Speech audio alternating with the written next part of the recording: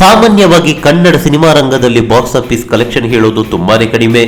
50 ಕೋಟಿ 100 ಕೋಟಿ ಅಂತ ಗಾಳಿಯಲ್ಲಿ ಗುಂಡು ಹಾರಿಸಿದ್ದೇ ಹೆಚ್ಚು. ಬೆರಳೆಣಿಕೆಯ ಚಿತ್ರ ನಿರ್ಮಾಪಕರು ಮಾತ್ರ ತಮ್ಮ ಸಿನಿಮಾದಿಂದ ಇಂತಿಷ್ಟು ದುಡ್ಡು ಆಗಿದೆ, ಇಂತಿಷ್ಟು ಲಾಭ ಬಂದಿದೆ ಎಂದು ಹೇಳಿಕೊಂಡಿದ್ದಾರೆ. ಆದರೆ ಮಾಧ್ಯಮಗಳ ಮುಂದೆ ಬಂದು ಅದಕ್ಕಾಗಿ ಒಂದು ಜಾಹೀರಾತನ್ನು ಕೊಟ್ಟು ನಮ್ಮ ಸಿನಿಮಾ ಬಾಕ್ಸ್ ಆಫೀಸ್ನಲ್ಲಿ ಇಷ್ಟು ದುಡ್ಡು ಮಾಡಿದೆ ಎಂದು ಹೇಳುವುದು ತುಂಬಾನೇ ಕಡಿಮೆ. ಅಂತಹ ಕೆಲಸವನ್ನು ಮಾಡಿದೆ ಜೇಮ್ಸ್ ಚಿತ್ರತಂಡ.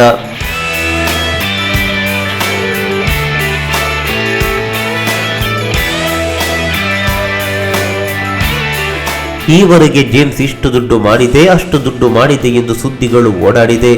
ಆದರೆ ಇದೇ ಮೊದಲ ಬಾರಿಗೆ ತಮ್ಮ ಸಿನಿಮಾ 100 ಕೋಟಿ ಕ್ಲಬ್ ಸೇರಿದೆ ಎಂದು ಅಧಿಕೃತವಾಗಿ ಸಿನಿಮಾ ತಂಡವೇ ಪೋಸ್ಟರ್ ಒಂದನ್ನು ರಿಲೀಸ್ ಮಾಡಿದೆ.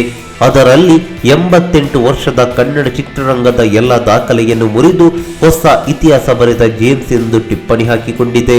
ಜೇಮ್ಸ್ 100 ಕೋಟಿ ಕ್ಲಬ್ ಸೇರಲು ಹೆಚ್ಚು ದಿನಗಳನ್ನು ತೆಗೆದುಕೊಂಡಿಲ್ಲ, ಕೇವಲ 4 ದಿನಗಳಲ್ಲೇ ಈ ಸಾಧನೆಯನ್ನು ಮಾಡಿದೆ. ಅತಿ ಕಡಿಮೆ ದಿನದಲ್ಲೇ 100 ಕೋಟಿ ಬಾಚಿದ ಕನ್ನಡದ ಮೊಟ್ಟ ಮೊದಲ ಸಿನಿಮಾ ಎಂಬ ಹೆಗ್ಗಳಿಕೆಗೂ ಇದು ಪಾತ್ರವಾಗಿದೆ. ಬರೀ 100 ಕೋಟಿಯಲ್ಲ, 100 ಕೋಟಿಯನ್ನು ದಾಟಿ ಮುನ್ನುಗ್ಗುತ್ತಿದೆ ಎಂದಿದ್ದಾರೆ ನಿರ್ಮಾಪಕರು.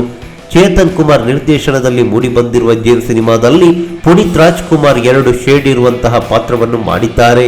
ಇದೇ ಮೊದಲ ಬಾರಿಗೆ ಅಪ್ಪು, ಶಿವಣ್ಣ, ರಾಘಣ್ಣ ನಟಿಸಿದ ಸಿನಿಮಾ ಇದಾಗಿದೆ.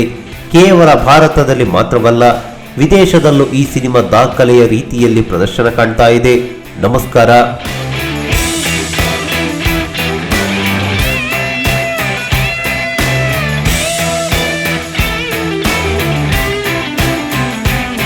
ಈ ಮಾಹಿತಿ ನಿಮಗೆ ಇಷ್ಟವಾಗಿದ್ರೆ ಲೈಕ್ ಮಾಡಿ, ಶೇರ್ ಮಾಡಿ, ಹಾಗೆ ನಮ್ಮ ಕೋಸ್ಟಲ್ ಕನ್ನಡ ಯೂಟ್ಯೂಬ್ ಚಾನಲ್ಗೆ ಸಬ್ಸ್ಕ್ರೈಬ್ ಮಾಡಿ. ನಮ್ಮ ಹೆಚ್ಚಿನ ಅಪ್ಡೇಟ್ಸ್ಗಳಿಗಾಗಿ ಕೋಸ್ಟಲ್ ನೆಟ್ವರ್ಕ್ ಇನ್ಸ್ಟಾಗ್ರಾಮ್ ಪೇಜ್ ಹಾಗೆ ಫೇಸ್ಬುಕ್ ಪೇಜ್ಗೆ ವಿಸಿಟ್ ಮಾಡಿ. ಧನ್ಯವಾದಗಳು.